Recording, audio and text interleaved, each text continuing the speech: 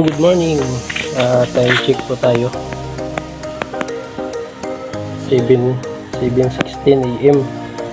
Bali November 1 ng umaga. So gusto ko sanang magpahinga.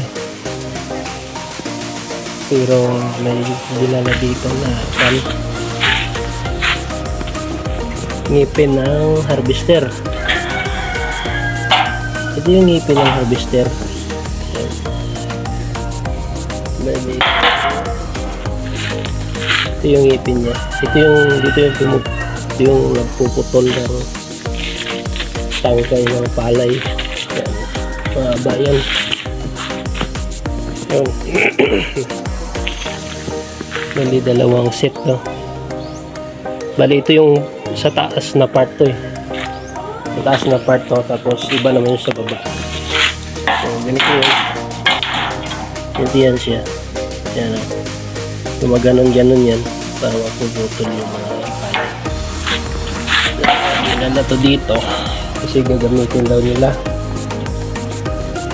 Ang sabi niya, naputol daw kahapon. Ito yung naputol na yung pinaka main bracket niya. Ito yung naputol. Yung part ng naputol. Sabi niya naputol ng kahapon, pero kung titingnan mo yung pinagputulan, madilaw na. So hindi na siya malinis. Medyo may kalawang na. So it's mean matagal na ito naputol. Kahapon lang nila napansin. Saka tingnan mo yung butas. Yan, ang butas oblong na.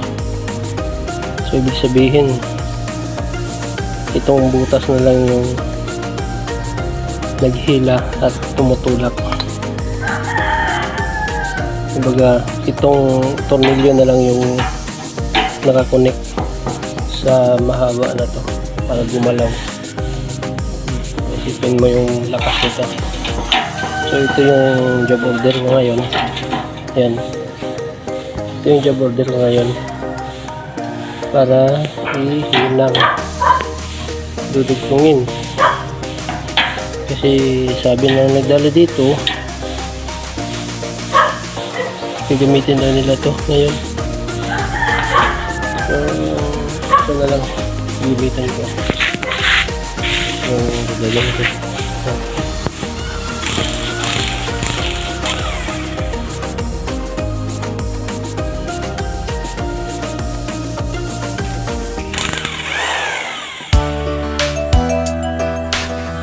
Bali may bikat.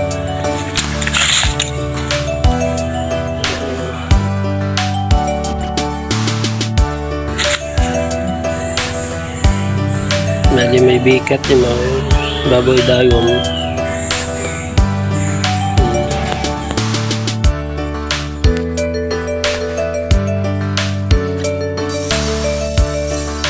Yung finished product. Yan. Lagay na lang ako ng flat bar pang support.